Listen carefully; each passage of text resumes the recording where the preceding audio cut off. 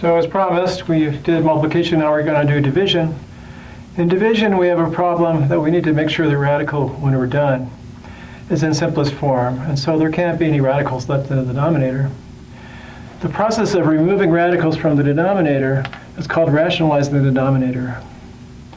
So we're going to talk about rationalizing a fraction that has monomial radical in the denominator. And then later on we'll talk about what we do when there's a binomial radical in the denominator. So here we go. We say in this case, this is done by multiplying by a form of 1 chosen to eliminate the radical from the denominator. Well, that's the general method. Anytime you're trying to rationalize the denominator, you have a fraction, you multiply by 1, or otherwise you change what the fraction is. So we have to pick the right version of 1, so the same thing over the same thing. So that when we multiply, the denominator doesn't have a radical left in it. So if you have something like this where there's a square root downstairs, I would like to make this 2 into a perfect square. In these cases where you've got higher roots, I want to make these things into perfect third and fourth powers. So we'll start off with the square root. Here's a very common number that comes up in trig, 1 over root 2. It's got a root 2 in the denominator, so it's not in simplest form. Multiplying numerator and denominator by square root of 2. Change the bottom into square root of 4, which is 2, which you could write it this way too. That's square root of 4, which is 2, and the upstairs is 1 times square root of 2, which is square root of 2. So you get square root of 2 over 2 is the same thing as 1 over root 2, but it doesn't have a radical in the denominator, so it would be in simplest form, and there's no other factors that we can cancel, so it is in simplest form. With higher index roots, you want to arrange it so the denominator is a perfect this power. So we will make the radicand of the denominator a perfect nth power, so n is 4, n is 3, n is 3. So I write this like this, 4th root of 3 over the 4th root of 5 times 5. We're factoring so we can see how many more 5s we need to get a full-fledged set of 4 5s in the denominator, so we need 2 more. So I'll multiply top and bottom by those 2 more 5s under a 4th root sign. I have to do a numerator and denominator because I have to multiply by 1. Okay, and then otherwise we change what it is. Now I've got the 4th root of 5 to the 4th downstairs. That's just 5. Upstairs I have 5, 5, and a 3 under the radical sign. That's 25 times 3. That's the 4th root of 75. Okay. And here I have a cube root. Fine.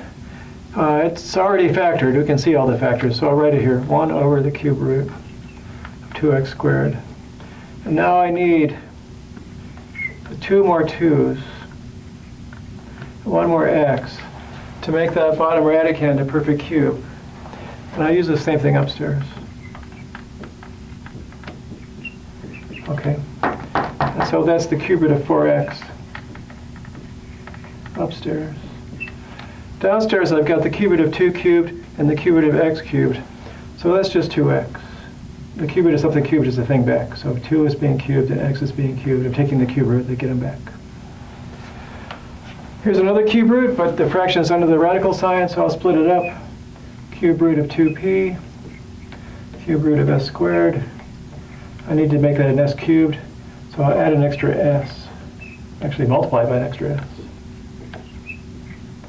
Like that, and then this cube root times this cube root is the cube root of s squared, that's s. Upstairs I have 2ps under the radical sign. 2ps. Did that. So rationalizing the denominator when there's just a single radical in the denominator, it might not start off looking like that, but eventually there's just a radical in the denominator. You don't care about the numerator having a radical, that's fine.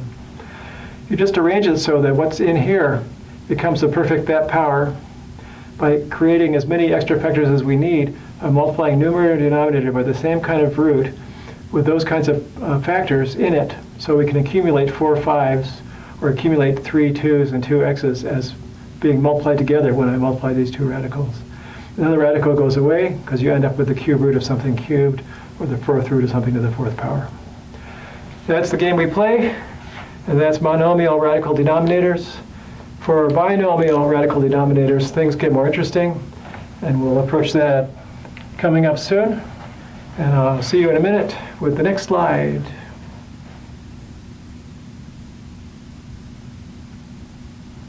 Aye.